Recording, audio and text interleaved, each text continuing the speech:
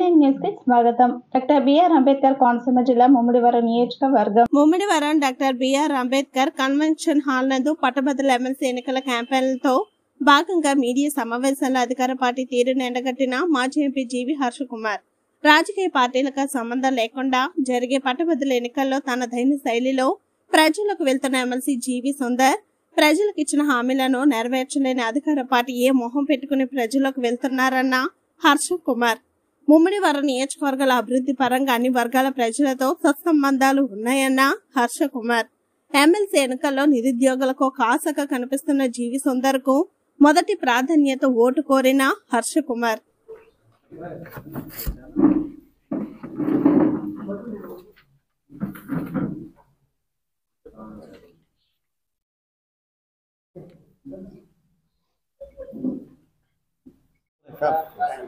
అందరికీ ధన్యవాదాలు. మీ కుటుంబంలో ఒక సభ్యుడికి మరి పెళ్ళి అన్ని కార్యక్రమం ఉన్నా కానీ మీరు అందరూ వచ్చారు. థ్యాంక్ యూ వెరీ మచ్ అందరికీ. మీ అందరికీ తెలుసు, మా అబ్బాయి జీవి సుందర్ ఎమ్మెల్సీ ఎలక్షన్స్లో కంటెస్ట్ చేయడం అన్నది మీ అందరికీ తెలుసు. నాకు ముమ్మిడివరం అంటే ప్రత్యేకమైన అభిమానం. నాకు అమలాపురం నియోజకవర్గంలో, అమలాపురం పార్లమెంటరీ నియోజకవర్గంలో ముమ్మిడివరం చాలా ప్రత్యేకం.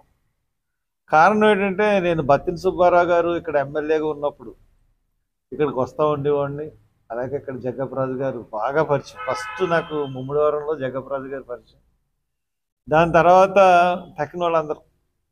తర్వాత చాలా ఎలక్షన్స్కి ఇక్కడ పనిచేశాను. విశ్వరూపు పోటీ చేసినప్పుడు, సూర్యారావు పోటీ చేసినప్పుడు నేను రాలేదు. కానీ విశ్వరూప్ 2 సార్లు పోటీ చేసినప్పుడు కూడా, బాలయోగ్ గారి మీద చేసినప్పుడు, తర్వాత చేసినప్పుడు కూడా నేను ఇక్కడే ఉండి క్యాన్వాసింగ్ చేయడం జరిగింది. అందుకనే ముమ్మిడివరం కొంచెం ప్రత్యేకమైన, ఇంటికి ఎక్కువ ఎలక్షన్స్లో పనిచేశాం ముమ్మిడివరం. సో ఈ ఎలక్షన్స్ చాలా విభిన్నమైన ఎలక్షన్. ఎమ్మెల్సీ ఎలక్షన్ అంటే విభిన్నమైన ఎలక్షన్, ప్రత్యేకమైన ఎలక్షన్. గ్రాడ్యుయేట్స్ మాత్రమే ఓటు వేసే ఎలక్షన్. గ్రాడ్యుయేట్సే ఓటు వేయడం అంటే తెలివైన వాళ్ళు, చదువుకున్న వాళ్ళు వేసే ఎలక్షన్. అటువంటి చదువుకున్న వాళ్ళు ఓట్లు వేసే ఎలక్షన్స్ కూడా ముఖ్యంగా అధికార పార్టీ ఓటర్ని ప్రలోభ పెడుతుందంటే అది సహించరాని విషయం. అంటే అది ఓటర్లని అవమానపరచడమే. ఒక యాప్ పెట్టుకుని ఒక స్కానర్ ఇచ్చి, ఆ స్కానర్ కొట్టగానే వాళ్ళు ఫోన్ చేసి, వాళ్ళకి ఫోన్ వెళ్ళగానే ఫోన్ చేసి, మీరు ఎక్కడి నుంచి వస్తున్నారు, వెంటనే రిజర్వేషన్ చేస్తాం, మీ పేర్లు చెప్పండి, మళ్ళీ మీకు కాల్ చేస్తాం అని చెప్పి, ఓటర్ లిస్టులో వాళ్ళ పేరు రాగానే ఫలానా ఊరి మీది మీకు రానుపోను రిజర్వేషన్ చేస్తున్నాం, టికెట్ కొనేస్తున్నాం మేము అని చెప్పి ప్రలోభపడడం ఎంతవరకు సమంజసం? అంటే డిగ్రీ ఇప్పుడు ఏదో స్కానింగ్ రాగానే చేస్తారు, చేయగానే ఇట్లా ప్రలోభ పెట్టి ఓట్లు వేయించుకోవడం అన్నది చాలా అభ్యంతరకరమైనది, చాలా అసహ్యకరమైనది. అటువంటి దారుణాలకి పాల్పడుతుందంటే అధికార పార్టీ సహించరాని విషయం.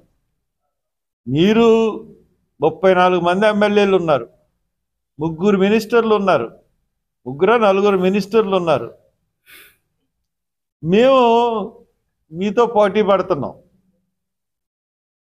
మాతో మేము పోటీ పడుతూ ఉంటుంటే ఒక్కలే కదా మీరు తప్ప తక్కిన వాళ్ళందరూ ఇండిపెండెంట్లు.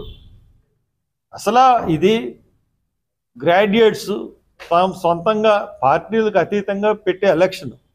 అందుగురించే ఈ పార్టీలు గుర్తులు కూడా ఇవ్వరు. అటువంటిది మీరు మినిస్టర్లు, ఎమ్మెల్యేలు అందరూ మరి నెగ్గించుకోవాలన్న తాపత్రయంతో, అక్రమమైన పద్ధతులతో మీరు ఈ రకంగా ప్రవర్తించడం అన్నది ప్రజాస్వామ్యానికే తలవంపు. అయినా మీరు ఇంతమంది పనిచేసినా మాకు ప్రజల అన్న ఉంది, యువకుల అన్న ఉంది, గ్రాడ్యుయేట్స్ అన్న ఉంది. ఈ రోజున నేను చేసిన పనులు, అమలాపురం నియోజకవర్గంలో నేను చేసిన పనులు అన్నీ కూడా అన్నంపల్లి అక్విడేట్ కాడ నుంచి ఈ హైవే ఎందుకు వచ్చిందంటే మీ అందరికీ తెలియని విషయం కాదు. ఆ రోజున అక్కడ పాసర్లపూడి ఆ బ్రిడ్జి కట్టడంతో ఇదంతా కూడా ఒక అభివృద్ధి ప్రదంలోకి నేను ఈ నియోజకవర్గాన్ని తీసుకొచ్చాను. పాసర్పూడి బోర్డర్స్ కొరకు బ్రిడ్జి కట్టడం ద్వారా. అదే రకంగా ఇక్కడ ముమ్మిడివరంలో కూడా ఎన్నో కార్యక్రమాలు, బోటు కార్యక్రమాలు, మాసాన్ తిప్పకి, అన్ని విషయాల్లో కూడా నేను ఫిషర్మ్యాన్ కమ్యూనిటీకి మీకు రిలయన్స్ నుంచి అన్నీ కూడా నేను చేశాను. కాబట్టి ఇక్కడ